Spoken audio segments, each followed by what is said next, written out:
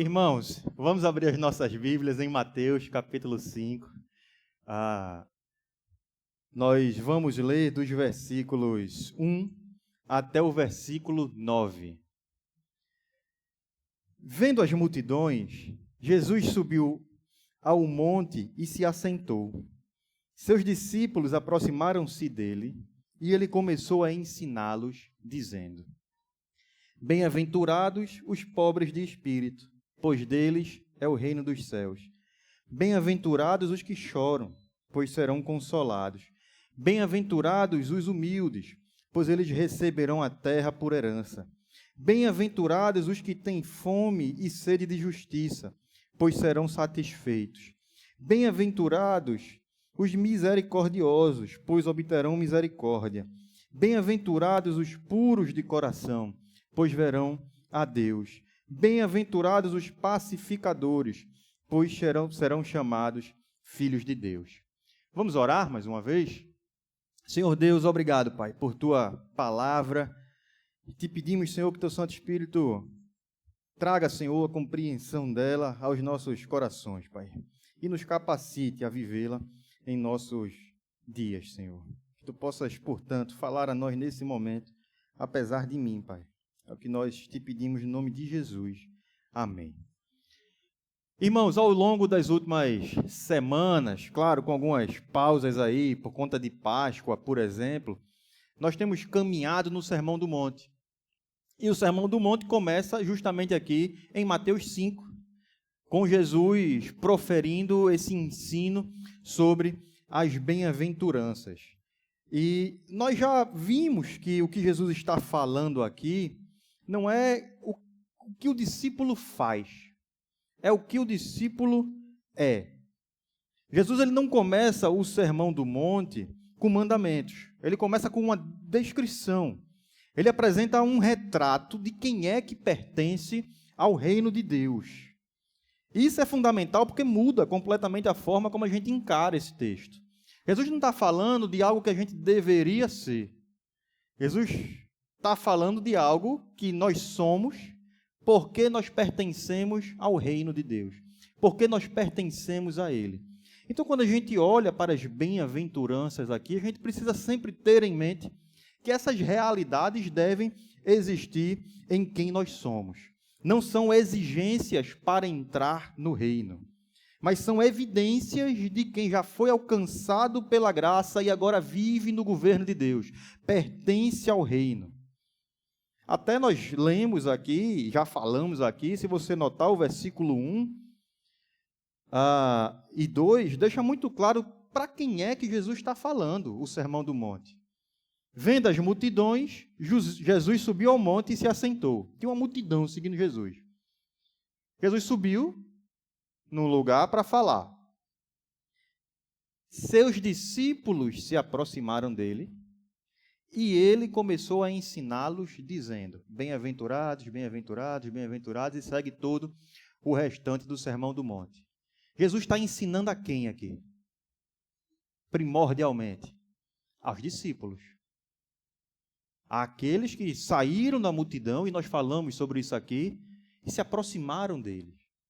Aqueles que queriam aprender com Jesus, que já tinham interesse em Jesus, que viviam debaixo do ensino de Jesus. E nós vimos aqui que o texto das bem-aventuranças traz uma progressão de ideias também muito clara. Quando a gente vai de bem-aventurança e bem-aventurança, uma está conectada com a outra, uma causa a outra. O homem que entra no reino, começa aqui, bem-aventurados os pobres em espírito, porque deles é o reino dos céus. O homem entra no reino quando ele reconhece a sua pobreza de espírito. O homem entra no reino quando ele reconhece que não tem nada a oferecer. Quando ele se vê espiritualmente falido, dependente, sem recursos diante de Deus. E quando ele enxerga isso de verdade, quando ele se reconhece assim, ele não permanece indiferente. Ele lamenta o pecado, ele chora, e bem-aventurados os que choram. Ele não trata o pecado como algo leve, tolerável, administrável. Ele se entristece diante dessa realidade que existe nele. Ele fica contrito diante de Deus. E esse homem, então, ele deixa de lutar por controle.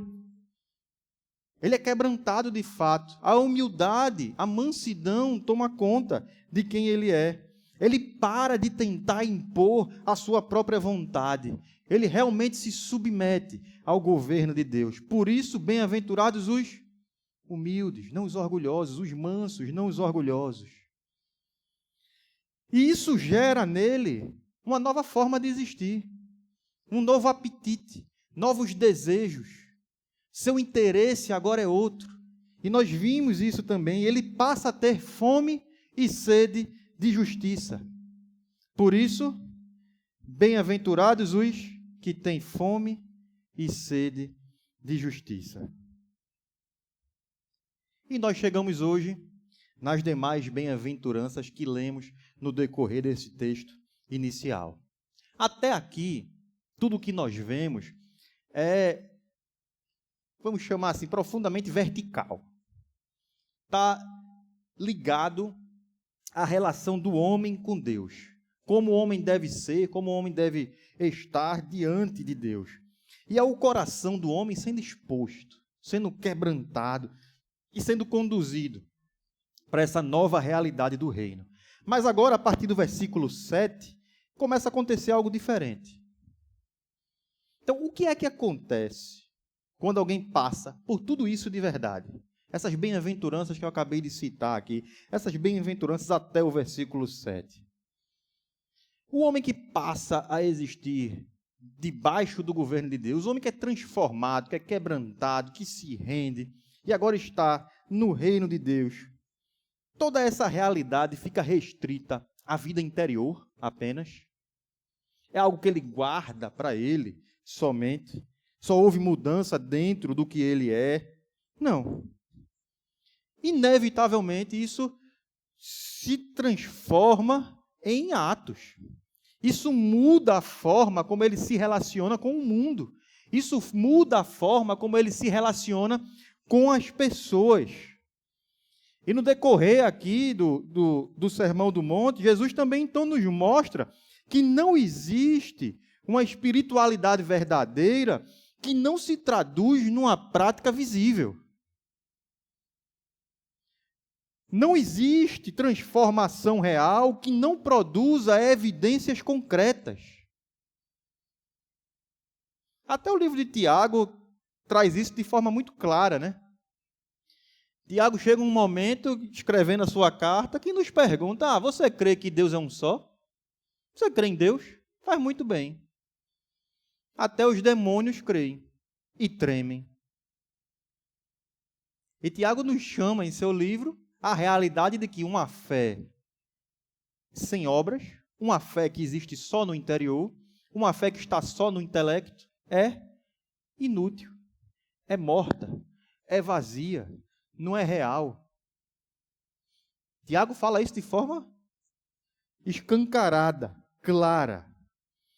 Então aqui também, até há quem diga que o livro de Tiago ele é uma forma prática do Sermão do Monte. Dentro dos comentários de Tiago, a gente encontra muitos teólogos trazendo essa realidade. E aqui nós vemos Jesus fazendo isso claramente. Então Jesus, ele traz agora realidades que vão além de nossa relação com Deus interna.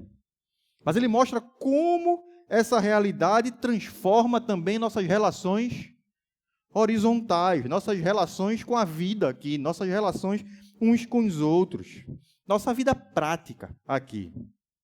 E a primeira bem-aventurança nova que nós lemos hoje aqui na série de sermões é: bem-aventurados os misericordiosos. Bem-aventurados os misericordiosos. Antes de tudo, a gente precisa entender o que é que Jesus está realmente querendo dizer aqui, ou o que é que significa misericórdia. Porque esse é um termo que é esvaziado no nosso contexto. Já parou para pensar isso? A gente fala tanto de misericórdia. Já parou para perguntar O que é misericórdia? A gente até cita, né? As misericórdias do Senhor são a causa, cita o versículo, de não sermos. O que é misericórdia? Misericórdia não é ser uma pessoa gentil. Misericórdia não é ser uma pessoa educada. Misericórdia não é ser uma pessoa emocionalmente sensível.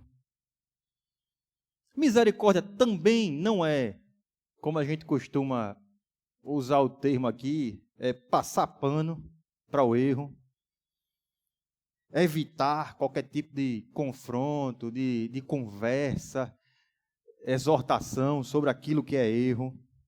Não é ignorar, portanto, o pecado. A misericórdia ela é mais que isso. A misericórdia bíblica. E simplificando, a gente podia passar aqui algumas horas discutindo o que é misericórdia, mas não faremos isso.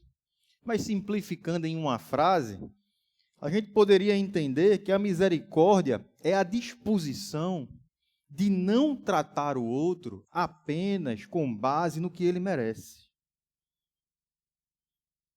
mas tratá-lo à luz da graça de Deus, que você também recebeu. Eu vou repetir.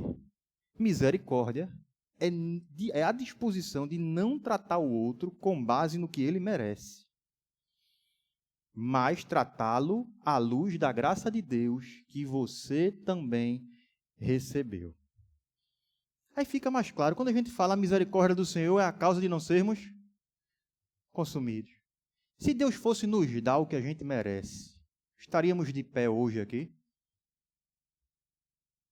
Mas por sua misericórdia, vivemos, respiramos. Porque Ele não nos trata de acordo com aquilo que a gente merece, mas nos trata baseado na sua graça, no seu perdão. Então, meus irmãos, a misericórdia é a gente enxergar que existe falha ali, existe pecado ali, mas ainda assim eu vou agir com compaixão, eu vou agir com paciência, eu vou agir com disposição para restaurar. Ser misericordioso é tratar as pessoas assim. As pessoas. Não é algumas pessoas. São as pessoas. Pensa aquela pessoa que está na sua cabeça aí que você não tolera. Fez mal contra você. O que eu estou lhe dizendo nesta manhã é que você precisa agir em relação a ela com compaixão, com paciência, com disposição para restaurar. A misericórdia ela não ignora a justiça, mas ela decide não exercer juízo, não exercer vingança, não endurecer o coração, não reduzir o outro ao seu erro. Nós temos uma tendência natural, humana, que está muito distante disso. Nós temos uma capacidade enorme, uma facilidade enorme de listar os erros dos outros e reduzir as pessoas às suas falhas. Elas são apenas isso. E ponto final. Às vezes, algumas pessoas têm até uma alegria um pouco sórdida de saber que alguém caiu, que alguém errou feio. Parece que quando chega aquela notícia, o coração meio que se enche de uma alegria, eu sabia. E não consegue sentir nenhum tipo de desejo de que o outro não tivesse passado por aquilo. De que o outro tivesse seguido um caminho diferente. De que o outro, mesmo depois de passar por aquilo, entre logo num processo de perdão, de restauração. Parece que aquilo que aconteceu deve ser celebrado, como se o erro do outro nos tornasse mais santos, em algum tipo de competição maluca e pecaminosa que a gente vai criando no decorrer dos nossos dias. Mas não pode ser assim. Jesus não nos chama a isso. Jesus não descreve o caráter de quem pertence a Ele desta forma.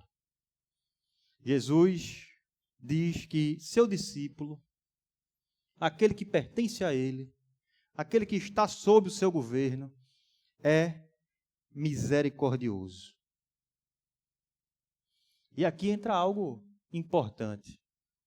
Só é possível ser assim, só é possível ser diferente, quando a pessoa realmente já pertence a Deus.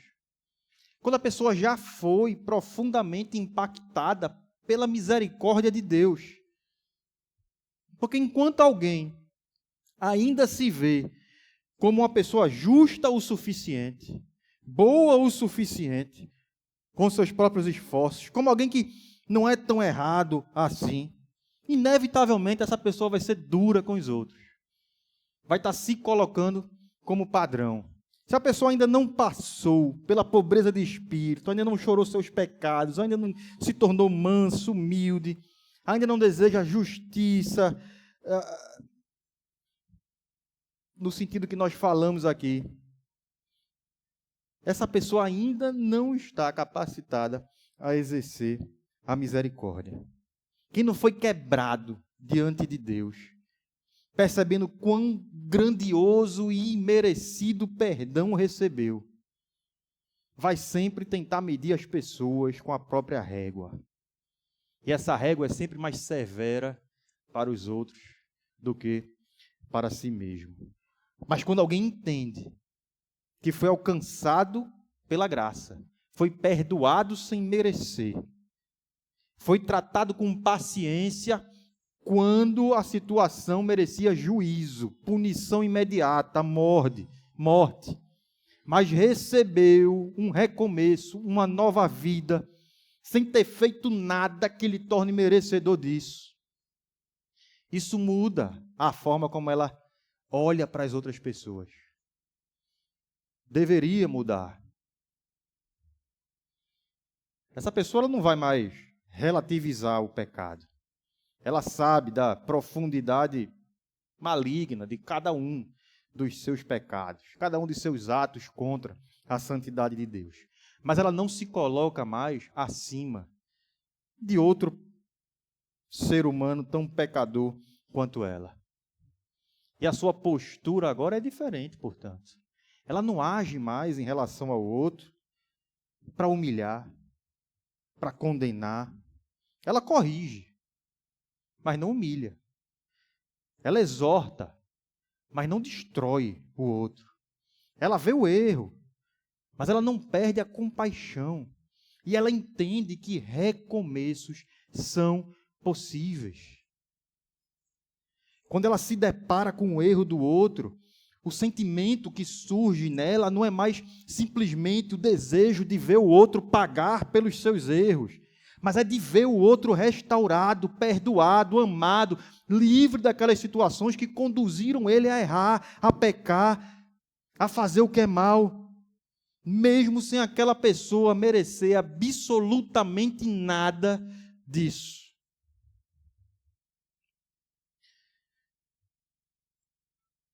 Eu não sei se você tem alguém na sua vida que enquanto eu estou falando essas coisas, venha à sua memória. Você não consegue desejar o bem para ela. Você não consegue se alegrar com a alegria dela. Você quer ver ela pagar por seus erros, ao invés de vê-la restaurada, perdoada, renovada, caminhando com Deus alegre e abençoada. O que é que está no seu coração?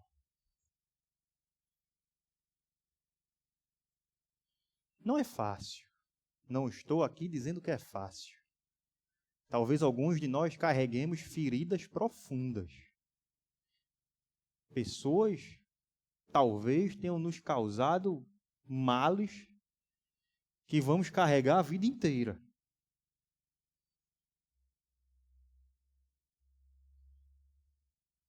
Mas se Jesus nos chama a ser assim, Ele se responsabiliza por causar isso em nós. Eu não tenho dúvida disso. Seu Santo Espírito nos capacita a isso. Nos conduz a isso. Por mais difícil que possa parecer, por mais impossível que aparente aos nossos olhos. Se é assim que é a descrição que Jesus dá de seus filhos, assim o Espírito Santo nos capacita a ser. Ele é a garantia de Deus em nós. Ele é Deus agindo em nós. Então reconheça a necessidade de mudança. Se quebrante diante de Deus. Se humilhe diante de Deus. E peça a Ele que Ele cause isso em você. Isso nos confronta, irmãos, de forma profunda, porque a forma, portanto, como nós tratamos as pessoas, revela muito mais sobre o nosso coração do que sobre o erro delas. Coloca, como eu costumo dizer, esses versículos como um espelho na nossa frente.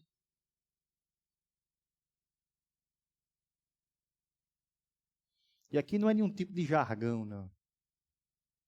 É porque, de fato, um coração que vive da misericórdia de Deus não pode viver ao mesmo tempo alimentando dureza, ressentimento, prazer em condenar. E que isso realmente se traduza em ações práticas na nossa vida.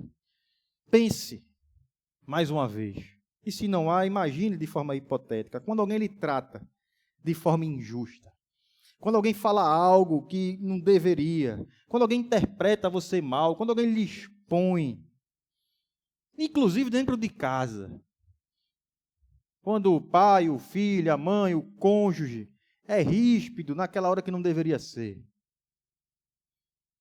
E acontece aquela situação. A tendência natural que a gente tem é responder na mesma medida. É se defender atacando. Ou guardar aquilo e na primeira oportunidade que tem, devolver. E misericórdia não é fingir que não aconteceu, mas é escolher não tratar a pessoa com base nos seus erros. É não devolver na mesma moeda. É não alimentar aquilo dentro do coração. É não permitir que o erro do outro determine a forma como você vai agir. Porque você vai agir de acordo com o que a palavra determina, não com base no erro do outro. Você vai agir de acordo e a partir de quem Deus já lhe fez. E um último alerta aqui é que às vezes, nessa primeira bem-aventurança, a falta de misericórdia ela não aparece em palavras, mas ela fica lá no coração. Você até não fala nada. Você fica calado com alguma pessoa, com algo que aconteceu, mas no seu coração você já julgou, já condenou, já decidiu quem aquela pessoa é e que não tem jeito para ela e que ela deve ser tratada como você está dizendo agora. Você ainda não fez nada, não disse nada, mas está agindo sem misericórdia. Não tenha dúvida alguma disso. Então a misericórdia também é isso, é não sustentar um tribunal dentro do coração.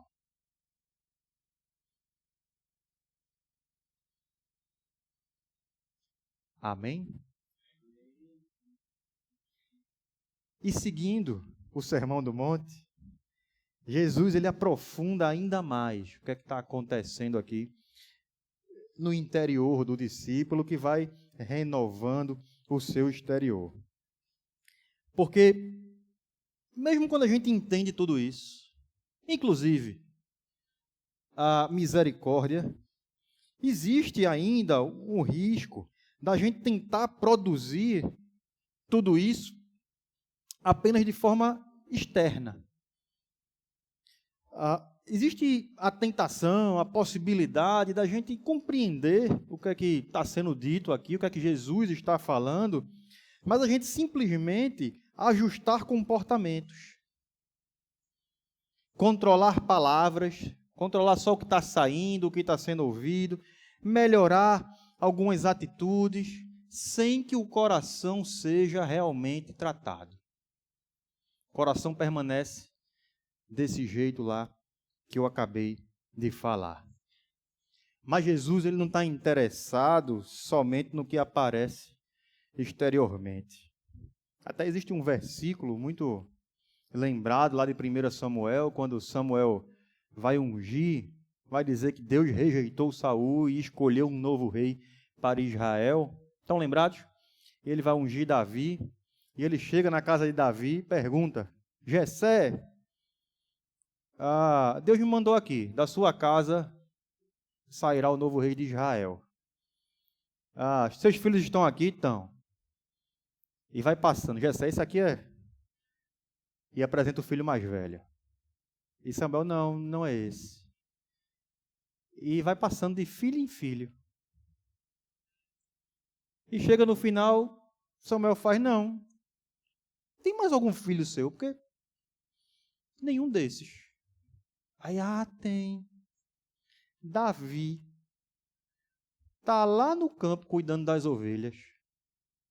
Aí vai chamar ele.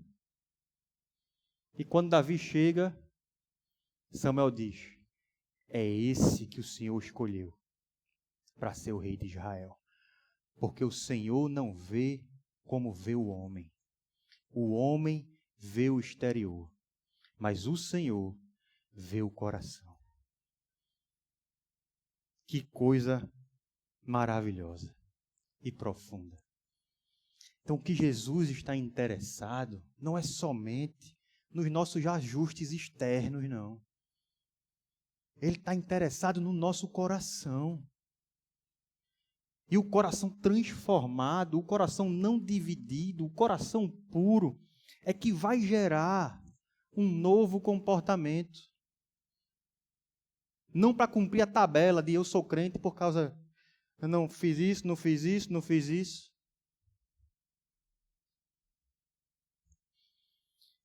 É por isso que Jesus vai falar aqui.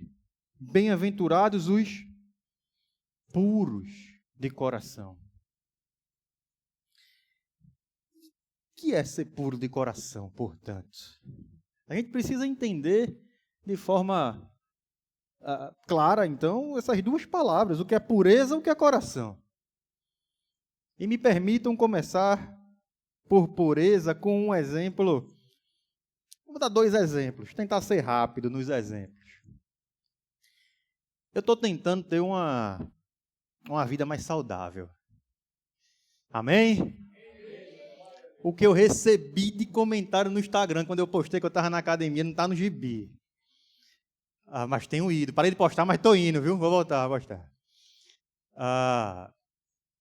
E aí, quando eu me interesso por alguma coisa, eu estudo aquilo. E o que eu estou lendo sobre exercício físico, sobre alimentação, não está no gibi. Osés até estava, que eu vou com Osés alguma vez para a academia, ele disse que eu estou estragando o... Ele fez, meu irmão, uma das poucas coisas que eu tenho prazer, tu está estragando com o negócio de cálculo, número, estudo, não sei o quê. Vamos fazer e vamos embora. Mas estou tentando ter uma vida mais saudável. Aí nesses estudos aí eu vi que existe um suplemento que é muito importante. Não só para quem faz exercício, que é a creatina. Já ouviu falar de creatina? Quem já ouviu falar de creatina? Coisa boa, pensei que eu estava falando ao vento. Vocês estão também, né? É um potinho com um pó branco lá que você joga na água e bebe, parece que está comendo areia. Vai ter que tomar todo dia. E eu vi que tem inúmeros benefícios para quem faz e quem não faz, até neurológicos, etc. E aí eu comecei a ler sobre o assunto, e não, você tem que comprar uma creatina pura. Tem muita por aí, tem creatina de R$30 e de não sei quanto. Aí tem os que vão lhe enganar com o marketing, né? Aí encontre uma que seja pura. É certo, o que é uma creatina pura? É uma creatina que o pote lá, o pó, tem apenas creatina. Não tem outras coisas misturadas ali dentro. Quanto mais aquele pó for apenas creatina, aquela creatina é pura. Não existe o espaço dentro daquele pote sendo dividido entre a creatina e outra coisa. Se o espaço está sendo dividido dentro do pote pela creatina e por maisena, a creatina não é pura. Então, quando Jesus está falando aqui de pureza, ele está falando de algo parecido com isso. Eu sei que a analogia não é perfeita, mas Jesus está falando de um coração. E o que é coração? A gente já viu que é muito mais do que o centro da emoção. Coração é meu eu interior. Jesus está falando que quem nós somos, que o meu coração, ele não está dividido. Não há outras coisas ali dentro. Ser puro de coração é um coração que não está sendo preenchido por coisas que desagradam a Deus, ao mesmo tempo que diz pertencer ao Senhor. O puro de coração é aquele que não sustenta uma vida em duplicidade, que não vive duas versões de si mesmo. Mas é importante a gente dar um passo a mais aqui. Alguém poderia ouvir isso e achar que Jesus está simplesmente chamando para uma vida mais disciplinada, mais organizada, mais coerente, como se a pureza de coração pudesse ser causada simplesmente por nossos esforços, simplesmente por uma vida moral bem conduzida. Claro, nossas ações, nossa responsabilidade faz parte de tudo isso. Mas a pureza na Bíblia é mais profunda. E ela não é simplesmente a presença de algo correto. Ela é a ausência daquilo que contamina. Ela é a ausência daquilo que divide. Ela é a ausência daquilo que corrompe. Então a pureza, como a gente está vendo aqui, ela não começa nos atos exteriores. Ela não começa a partir do que a gente pode fazer. Ela não se concretiza a partir da nossa capacidade de realizá-la. Até porque é possível que alguém tenha um bom comportamento moral, ético, correto, a maior parte do tempo, e mesmo assim tenha um coração impuro. É possível ou não é? Perfeitamente possível. Então, e se é assim, é porque a impureza, ela não é definida somente pelo que aparece, somente pelo que está fora. Jesus está falando do coração, está falando de dentro. A impureza começa nos desejos que são alimentados. A impureza começa nos afetos que vão sendo cultivados, nas inclinações que nos afastam de Deus. É no coração que outras coisas começam a ocupar o espaço e dividir, disputar o lugar que deveria pertencer somente ao Senhor. Por isso, quando o pecado já se manifesta nas nossas ações, em nossos atos, na nossa língua, geralmente ele não surgiu somente ali, não, ele já vinha sendo formado num coração impuro, no nosso interior. Ele já vinha sendo formado por dentro. Tiago também fala um pouco disso. Eu recomendo, meu irmão, leia a carta de Tiago em casa. Se você já leu, leia de novo, enquanto nós estamos caminhando no Sermão do Monte aqui. E é por isso que eu repito, mais uma vez hoje, tantas vezes aqui na igreja. Não adianta tratar apenas o comportamento. O problema não está apenas no que nós fazemos, mas naquilo que nós somos por dentro. Esse é o ponto central. E se a impureza é assim, me permita lhe dizer e lhe consolar com a verdade de que a pureza, ela também não depende apenas de você. É Deus quem gera a pureza. É Deus quem trata o coração. É Deus quem expõe, quem confronta, quem exorta, quem realinha. É Deus que começa a ordenar quem nós somos, tirar a desordem, tirar aquilo de nós que ocupa um lugar indevido, limpar aquilo que contamina. Lembra quando a gente falou aqui do Salmo 139? Quando o salmista diz: Senhor, vê se há em mim algum caminho mau. Existem questões em nós que nem nós mesmos percebemos. E nós precisamos submeter a Deus. Precisamos pedir que o Senhor nos mostre. E que Ele tire de nós, mostre e nos guie pelo caminho eterno, pelo caminho verdadeiro. Por isso, irmãos, essa bem-aventurança, ela não é um chamado ao autoaperfeiçoamento. É a descrição de uma pessoa que está sendo transformada por Deus. Pessoa que está sendo refinada. Eu não sei se você já viu como é que acontece um processo de refinamento do ouro, por exemplo. Se você já teve algum contato com ourives. O ouro é submetido ao fogo, para que ali naquele processo seja retirado do ouro impurezas, e que o ouro seja moldado e seja apresentado após aquele processo como um ouro puro. A Bíblia traz essa imagem para a gente em diversos momentos. E é Deus, portanto, a gente chama Deus do oleiro, né? Da figura de Jeremias, me permita aqui chamar Deus de ourives.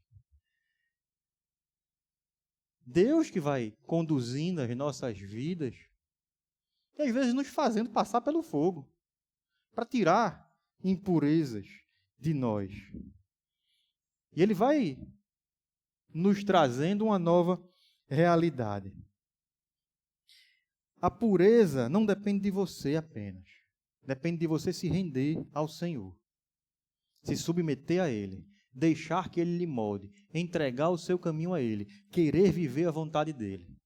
Agora, nesse processo, você vai passar, sim, por muitas situações que são responsabilidade sua, que você vai ter que decidir fazer ou não fazer, continuar ou encerrar, iniciar ou não iniciar, perdoar ou não perdoar,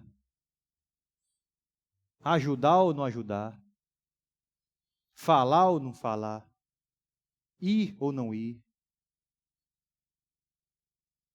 desligar ou não desligar, excluir o contato ou não excluir, bloquear o site ou não bloquear.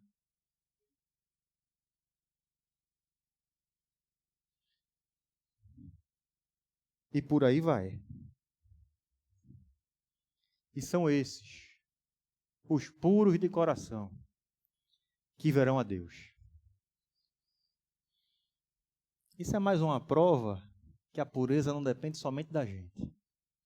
A gente não vai ver a Deus por nossos próprios esforços, mas porque Ele, por sua graça, por sua misericórdia, nos torna puros. Atribui a justiça de Cristo a nós, não a nossa própria justiça. Não nos trata de acordo com o que a gente merece, mas baseado na obra de Cristo, na graça de Cristo, no que Cristo fez por nós. Então, irmãos, finalizando esse ponto, eu queria lhe perguntar, que você traga, de fato, lhe estimular que traga, de fato, a sua memória, o que é que hoje disputa espaço no seu coração junto com Deus? Toda vez que você vê um pote de creatina, lembre disso.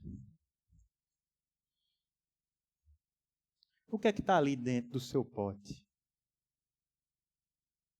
Que está dividindo o espaço, ocupando o lugar do que devia ser apenas Deus.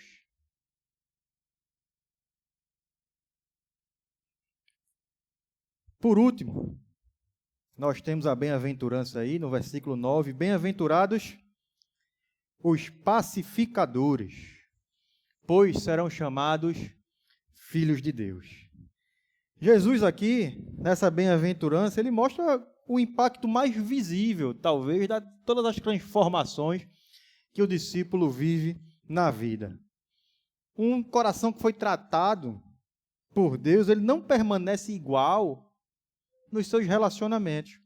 Ele se torna um agente de reconciliação. Às vezes a gente tem uma ideia errada sobre o que é ser pacificador. E eu, refletindo sobre o texto aqui, percebi que ser pacificador, a palavra que está sendo usada aqui, exige uma ação. Exige ação. Cadê os professores de português? Tem alguém aqui de português? Tem não. Mas é uma palavra que exige.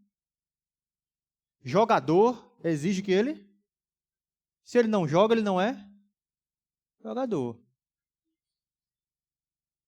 O pacificador, portanto, exige que ele pacifique. Então, pacificador não é alguém que simplesmente evita conflitos. Não é alguém que simplesmente foge de situações difíceis.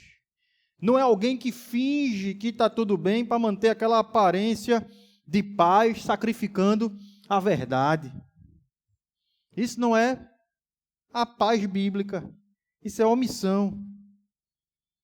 O pacificador é aquele que entra em cenários de tensão, em cenários de desavença, em cenários de ausência de paz, com um propósito claro: promover a paz, promover a reconciliação à luz da verdade.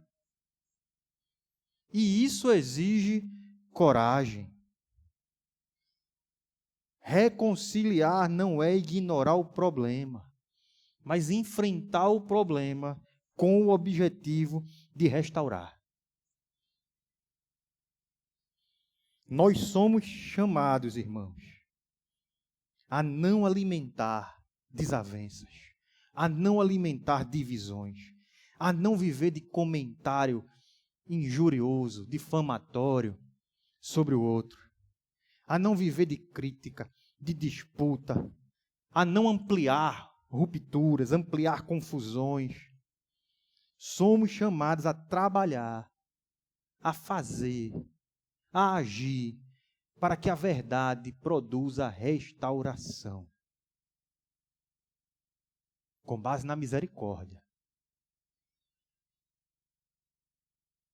sem precisar estar sempre retribuindo, sem estar simplesmente expondo os outros. Vocês querem um exemplo de falta de pacificação? A palavra fugiu por alguns segundos. Lembram da mulher exposta, levada por fariseus e discípulos de fariseus e outro grupo, levada até Jesus, pega em adultério?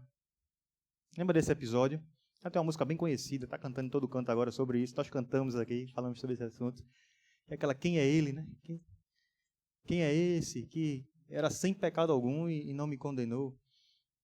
Os fariseus pegaram aquela mulher pega em adultério, errada, tinha cometido um pecado, infringiu a lei, e levaram até Jesus. Para quê?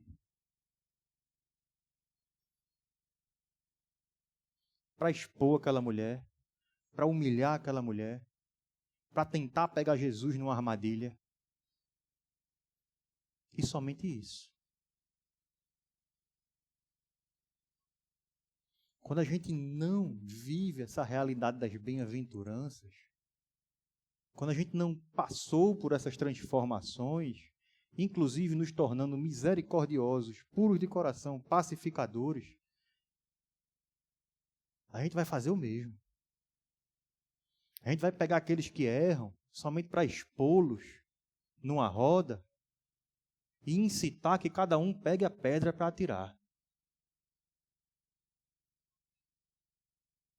A gente não tem qualquer interesse em gerar restauração, paz na vida daquela pessoa, na situação e na vida do outro. De tudo que a gente está vendo aqui, você é chamado a causar paz, a pacificar, a conciliar. Não é somente as circunstâncias, não. Não é somente estar tendo uma briga, chegou o pacificador. Sente um aqui, vamos resolver. Não. É trazer a paz, a conciliação, o recomeço para a vida do outro. É agir para causar isso na vida do outro.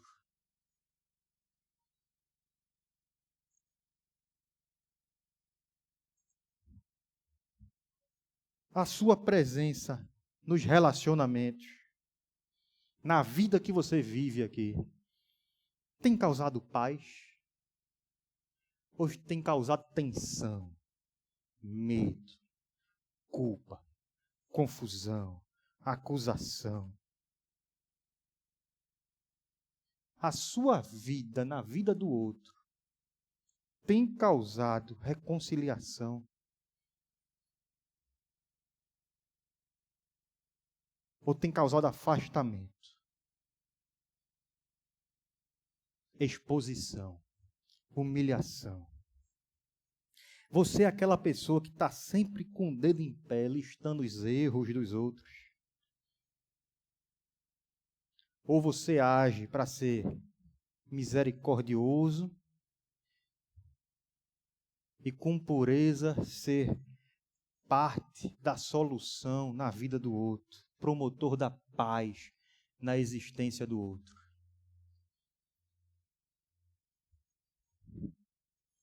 O que é que você tem causado?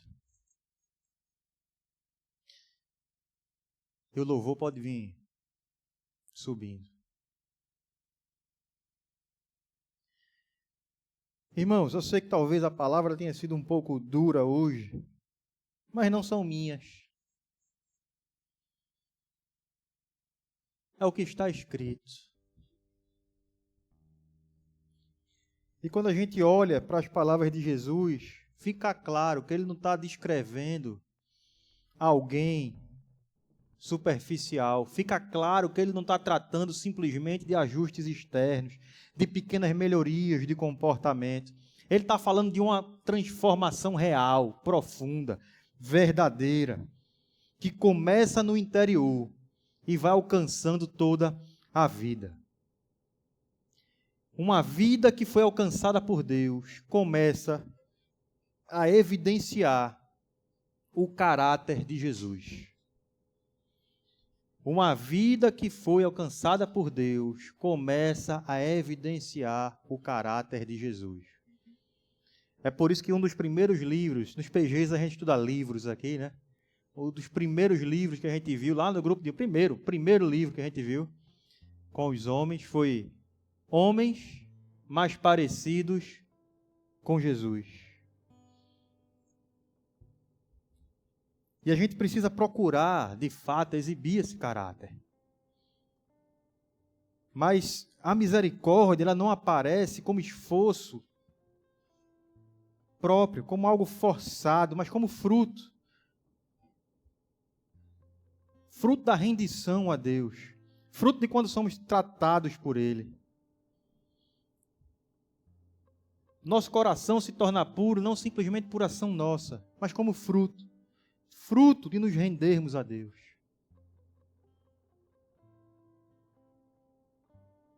E a vida começa a ser refinada, não simplesmente por fora, é impossível, mas por dentro, purificada. E eu encerro dizendo que esse chamado de hoje não é para que você tente melhorar. É para que você se volte a Deus. É para que você solte o controle. É para que você reconheça de verdade, humildemente, com mansidão, quebrantado, com pobreza de espírito, quem você é. E que você precisa da intervenção de Deus na sua vida. Você precisa ter seu coração tratado por Deus. Você tem permitido isso? Você tem vivido isso? Ou você tem se sustentado nas suas próprias convicções, nas suas aparências, na sua justiça própria? Eu estou falando com você que já é crente há 200 anos, inclusive. Talvez seja mais perigoso para você, inclusive. Mas também estou falando com você que ainda não recebeu Cristo como seu Senhor e Salvador. Ainda que você esteja na igreja há 200 anos. Mas tudo, até agora, talvez tenha sido só formalidade. Só ato exterior. E hoje você percebe que o seu potinho lá do coração não está puro. Tem outras coisas lá. Não é Deus que está ocupando o espaço. Ore. Peça ao Senhor que Ele tire do seu coração aquilo que não vem dEle, aquilo que não é dEle. E Ele vai tirar. Você não merece. Não tenha dúvida disso. Mas Ele é misericordioso. Ele não vai lhe tratar com base do que você merece. Ele vai lhe tratar com base no amor dEle, no caráter dEle, na obra de Cristo. E Ele te concede, meu irmão, minha irmã, pleno perdão, completo perdão, irrevogável perdão, para a sua vida inteira. Renda-se. E a gente vai cantar agora uma música. Peço que você fique de pé e que você cante do fundo do seu coração. Essa música fala de um lugar secreto. Esse lugar secreto não é um lugar físico, não é um ambiente específico. É um ambiente de intimidade real. Dentro do seu coração, no seu interior, na sua vida, onde está somente você e Deus. Só você e Ele conseguem acessar, podem acessar. Não tem plateia, não tem performance, não tem post no Instagram, não tem ninguém para estar olhando. É você e Deus, é seu interior, é a realidade verdadeira de quem você é. Não tem necessidade nenhuma de você sustentar a sua imagem. Ele lhe conhece e Ele lhe ama. E Ele te chama. Se coloque diante de Deus como quem você realmente é. Exponha seu coração. Confesse o seu pecado. Não tente sustentar as rédeas. Se renda. E cante, portanto, essa música. Se esse é o desejo do seu coração, cante do fundo de sua alma nesse momento agora.